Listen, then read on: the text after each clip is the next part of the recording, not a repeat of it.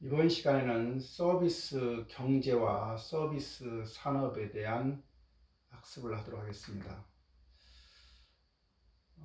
오늘날 그 대형 컴퓨터의 강자인 IBM은 컴퓨터 사이언스라고 하는 용어를 주창하고 있습니다.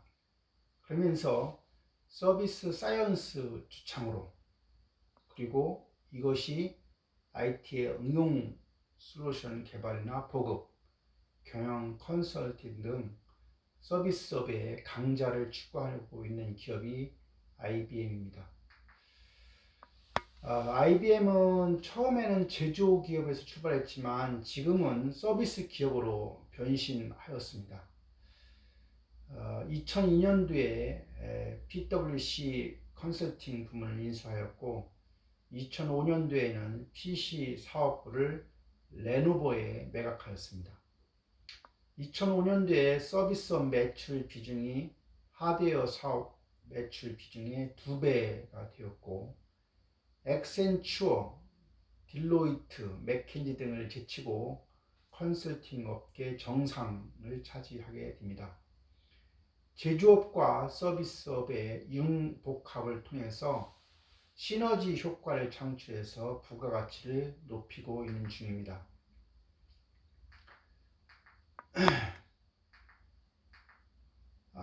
결국 이제 서비스 경제 사회로 전환되고 있는데 1956년도의 시점이 바로 화이트 컬러 근로자 수가 블루 컬러 근로자 수보다 크게 되는 시점이라고 합니다. 경제 부문에서 보면 전기 산업사회라고 하면 농업업, 광업을 일으키는 것이고 산업사회라고 하면 제조업, 후기 산업사회라고 하면 서비스업을 얘기하는 거죠. 인간 노동력의 사용이라고 하는 측면에서 보면 전기 산업사회는 육체적인 힘을 이용했다고 하면 산업사회에서는 기계에 의존했고 후기 산업사회로 가면 예술적, 창조적, 지적 능력을 활용하게 됩니다. 생활 수준의 척도로 보면 전기 산업 사회가 생존이었다고 하면 생활 수준의 척도가 산업 사회에서는 재화의 양이었고 후기 산업 사회에 오면 생활 수준의 척도가 건강이나 교육이나 여가 측면의 어떤 삶의 질이 중시되게 됩니다. 구조라고 하는 차원에서 보면 전기 산업 사회는 전통적, 권위적이라고 하면 산업사회는 관료적, 계급적이었고 후기 산업사회는 상호 의존적이고 국제적입니다. 전기 산업사회가 기술이 원료라고 했다고 하면 산업사회는 기술이 에너지였고 후기 산업사회는 정보가 되겠죠. 경제활동에서의 서비스의 역할입니다. 부가가치 서비스라는 게 있죠. 금융, 보험, 리스 같은 것들이 부가가치 서비스가 되는 것이고요. 사회기반 서비스에 해당이 되는 것은 컨설팅, 감사, 광고, 폐기물 처리 같은 것들이 되는 것이고 그 사회기반 서비스는 분배유통 서비스에 영향을 주죠. 그 분배유통 서비스는 도매, 소매, 수선, 보수가 되는 것이고요. 그 분배유통 서비스는 개인 서비스와 소비자로 나누어지는데 개인 서비스에 해당하는 것은 의류, 건강, 레스토랑, 호텔이 됩니다. 소비자에 해당이 되는 것은 셀프 서비스가 되고요. 이 분배유통 서비스에 영향을 주는 것 중에 하나가 공공정부 서비스입니다. 공공정부 서비스에 해당이 되는 것은 국방, 교육, 사법, 경찰, 소방이 되는 거죠. 이 공공정부 서비스가 영향을 주는 것 중에 한 가지가 비즈니스 서비스입니다. 제조업 지원과 관련된 컨설팅, 감사, 광고, 폐기물 처리가 되는 것이고요. 이러한 비즈니스 서비스가 영향을 주는 것이 바로 제조업, 그 기업 내부 서비스와 관련된 재무나 법률이나 회계나 R&D 설계가 되겠습니다. 서비스 산업은 눈에 보이지 않는 것을 생산하는 산업이라고 정리할 수 있습니다. 서비스 산업이라고 하는 것은 없다. 단지 기업마다 서비스 요소가 상대적으로 많거나 적을 뿐이다. 이런 이야기를 레비트가 한 이야기입니다. 서비스의 비중을 보면 서비스 지원, 즉 우리가 백오피스, 시티그룹의 금융 같은 경우에 직원 중에 18만 명이 백오피스에서 일하는 사람이었다고 얘기를 합니다. 서비스 전달 같은 경우는 프론트 서비스 오피스의 GM 자동차 직원의 50%가 일하는 걸로 되어 있습니다. 생산과 소비가 동시성으로 인해서 오늘날 이 둘 관계가 긴밀한 연계가 필요한 걸로 보입니다. 국민소득의 증가와 제조업의 비중을 보면 $10,000까지 갈 때는 제조업의 비중이 올라가지만 $10,000라고 하는 기점을 통해서 그 이상의 소득 수준으로 올라갈 때는 제조업의 비중이 점점 줄어드는 걸로 되어 있습니다. 따라서 25,000불 정도가 되면, 그러니까 다시 말하면 30,000불 수준으로 가면 제조업은 10%부터 20% 사이 정도밖에 되지 않는 걸로 되어 있습니다. 그래서 일반적으로 국민소득 1만 불을 넣으면 제조업의 비중이 적어지는 걸 우리가 이해하면 되겠습니다. 서비스 경제로의 전환 요인입니다. 왜 그러면 서비스 경제로 바뀌고 있느냐 하는 건, 첫 번째는 사회의 고도화, 선진화가 서비스 산업의 발전을 낳고 있습니다. 다시 말하면 사회의 변화, 소비자 욕구의 변화, 비즈니스 트렌드의 변화, 급속한 기술의 진보, 영역 구분에 대한 모호성, 글로벌화, 아웃소싱의 확대에 따라서 결국은 서비스 경제로의 전환이 이루어지게 하는 요인이다. 이렇게 이해하면 되겠습니다. 분야별 국내 유망 서비스업 사례를 보면 의료 분야의 경우에는 주로 헬스케어나 장기 요양 서비스, 호스피스 등 의료 서비스가 그 내용인데, 유망 직업 사례를 보면 헬스케어 코디네이터 또는 헬스케어 시스템 정비 전문가, 의료 빅데이터 분석가, 의료 관광 마케터, 의료 통역사 등이 유망 직업 사례가 됩니다. 교육 분야의 경우는 평생교육 확산에 따라서 성인 교육 서비스 또는 개인 맞춤형 이러닝 서비스가 주가 되고, 유망 직업으로 보면 교육 분야에서는 이러닝 기획자, 이러닝 컨텐츠 개발자, 이러닝 솔루션 개발자, 이러닝 학습 설계자, 교육 컨설턴트, 해외 학습 컨설턴트가 되겠습니다. 유망 분야 세 번째는 컨텐츠입니다. 온라인 및 모바일 게임이나 인터넷 및 모바일 캐릭터, 디지털 컨텐츠, 시나리오, 산업, 캐릭터, 전자 출판, 기능성 게임, 영화, 드라마, 애니메이션 분야인데, 여기에서 유망한 직업은 가상현실 전문가, 캐릭터 개발자, 게임 영상 등급 분류 책임자, 게임 품질 관리자, 특수효과 책임자, 스토리 에이전트 등이 유망 직업이 되겠습니다. 관광 분야는 관광 레저 도시, 테마형, 체험형 관광 상품이 되겠는데, 여기에 유망한 직업은 지역관광 기획자, 관광 스토리텔러, 프리미엄 가이드, 1인 여행사가 되겠습니다. 금융 분야는 맞춤형 금융 서비스, 크라우드 펀딩, 스마트폰 페이 서비스가 되고요. 유망 직업은 핀테크, 엑셀레이터, 빅데이터 분석사, 금융 보안 전문가, 금융 크라우드 컨설턴트, 기술 신용 평가사, 독립 투자 자문업이 되겠습니다. 소프트웨어 분야는 인공지능, 사물 인터넷, 즉 IoT, 크라우드, 빅데이터가 되는데, 이 경우에 유망한 직업은 소프트웨어 시스템 엔지니어, 지능형 소프트웨어 개발자, 클라우드 전문가가 됩니다. 물류 분야는 드론 택배, 공항 및 항만 배후단지를 이용한 부가가치 물류센터, 항만 부대 산업이 되고요. 물류 컨설턴트나 물류 빅데이터 전문가, 물류 공급망 관리자, 드론 컨트롤러가 되겠습니다.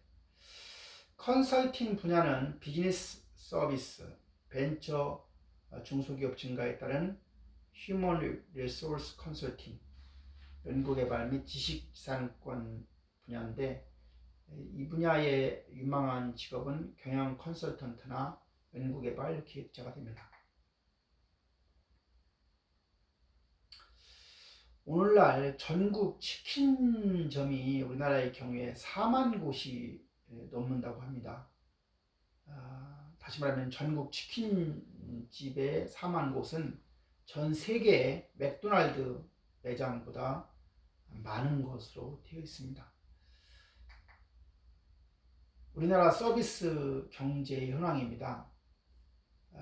보건의료 분야에 지금 근무하는 사람을 보면 과거에는 2013년만 해도 해외 환자의 경우에 21만 명이던 것이 지금은 50만 명 정도 늘어났고 연으로 보면 150만 명까지 늘어난 걸로 되어 있습니다.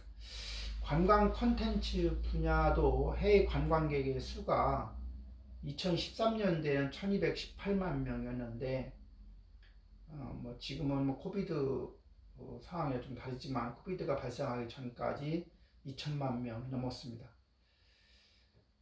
그 금융 분야도 금융업의 부가가치 비중이 2012년도에는 6.7%에 불과했지만 지금은 거의 8, 9%까지 올라와 있습니다.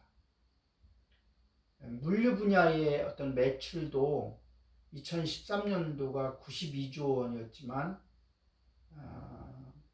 코비드 전 단계를 보면 한 150조 원까지 올라와 있습니다. 소프트웨어 수출도 보면 2013년도에 40억 불이지만 지금은 100억 불 가까이 지금 올라가 있는 상태입니다.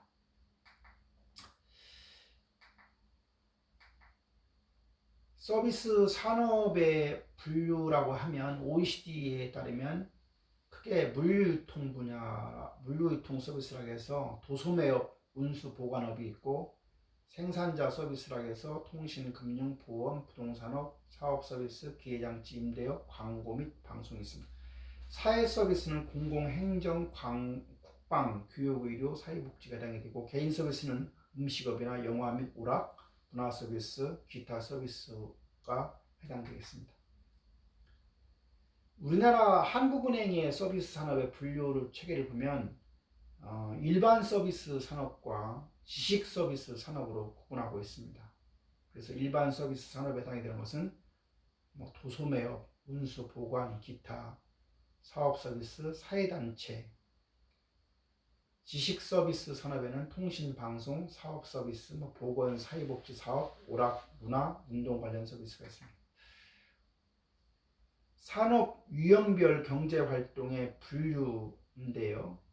1995년대 휘츠먼 교수가 제시한 걸 보면 1차는 농업 채취업이라고 해서 농업, 임업, 광업, 어업을 얘기하고 2차는 상품 제조업이라고 해서 제조업, 가공을 3차는 국내 서비스업이라고 해서 음식점과 호텔, 미용실, 세탁소, 유지 및 시설보수 4차는 교역과 상거래에서 운수, 도소매, 통신, 금융 및 보험행정 5차는 경험이라고 해서 경험 서비스죠. 의료, 교육, 연구, 문화, 예술 이렇게 구분하고 있습니다. EU라고 하는 데서는 비즈니스 서비스 분류를 생산자 서비스가 가장 크고요. 생산자 서비스 안에 비즈니스 관련 서비스가 있고 비즈니스 서비스는 다시 운영 비즈니스 서비스와 KIBS라고 해서 소프트웨어나 컴퓨터 서비스, 전략 경영, 컨설팅 관련된 거, 마케팅 서비스, 기술 서비스, 인력 훈련 이런 것들을 이야기하고 있습니다.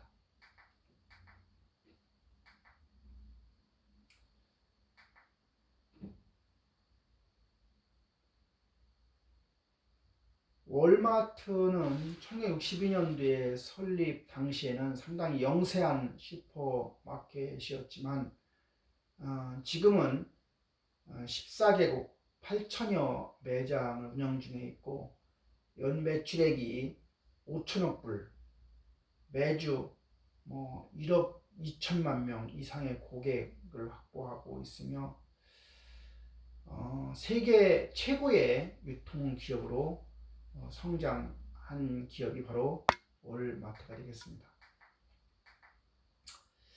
그래서 월마트는 2002년도에 포춘 선정 500대 기업의 1위를 달성하기도 했고요. 2003년도에는 가장 존경받는 기업 1위까지 올라갔습니다. 창업주 샘 월튼이라는 사람은 수평적 리더십을 구현해서 직원들의 만족을 이끌어내고 회사 이익을 골고루 나누어 회사를 가족처럼 생각하는 월마트 문화를 만든 사람입니다. 자녀에게 회사를 물려주는 대신에 회사 내 전문 경영진과 자녀들의 능력을 조화시키고 서로 협력하게 만들었고, 그가 사망한 이후에도 매출액은 크게 증가하였습니다. 당시 월마트의 핵심적인 성공 전략을 꼽는다고 하면 올바른 경영 목표, 도덕적 기업가 정신, 직원들의 의욕을 북돋는 수평적 리더십, 효율적인 성공 승계, 지속 가능성, 즉 납품업체에게 저탄소 환경 정책 요구가 있겠습니다. 샘 월튼은 1918년도에 태어나서 1992년도에 졸업을 했는데 월마트 문화 지침과 관련해서 5개 항을 요구하고 있습니다. 첫 번째는 진열대에 상품을 채워 넣어라. 둘째는 낮은 가격으로 제시하여라. 세 번째는 상품의 가치를 보여줘라. 즉 고객에게 구매의 이유를 제시하라. 넷째, 돈을 받아라. 환대하고 서비스로 재구매, 재방문토록 하라. 마지막 5번째가 다른 직원들에게 가르쳐 주어라. 구역 매니저와 매장 매니저는 다른 직원들에게 위에 4개의 조항을 교육시키는 그런 5개의 조항을 강조한 CEO라고 할 수 있습니다.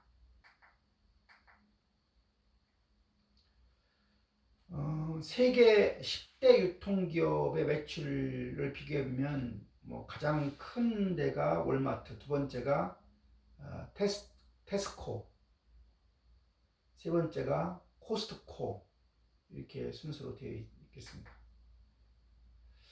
월마트의 드론 창고 관리가 유명합니다. 월마트는 배송뿐만 아니라 물류창고 관리도 드론에 맡기는 것을 현재 시행하고 있습니다. 120만 제곱미터 물류창고 선반 사이를 드론이 날아다니면서 1초에 30장씩 사진을 촬영하고 제품이 잘못된 위치에 놓여 있으면 빨간색 마크가 점등돼 직원이 찾아가서 제품을 이동시키는 그런 것들을 하고 있고, 결국은 수동으로 창고를 스캔한다고 하면 540명이 필요한데 드론 한 대가 이것을 담당하는 걸로 되어 있습니다. 이러한 월마트가 한국의 경우는 잘 맞지 않았지요. 그래서 7개 매장의 구조가 한국인들에게 잘 맞지 않아서 결국은 월마트가 한국에서는 성공하지 못한 기업에 합니다. 주로 이제 월마트가 공산품 판매에만 주력했고 현지화 적응 노력이 부족해서 한국에서는 월마트가 결국은 월마트의 자리를 이마트가 맡는 걸로 바뀌었습니다. 이렇게 해서 서비스 산업에 대한 이야기를 마치도록 하겠습니다.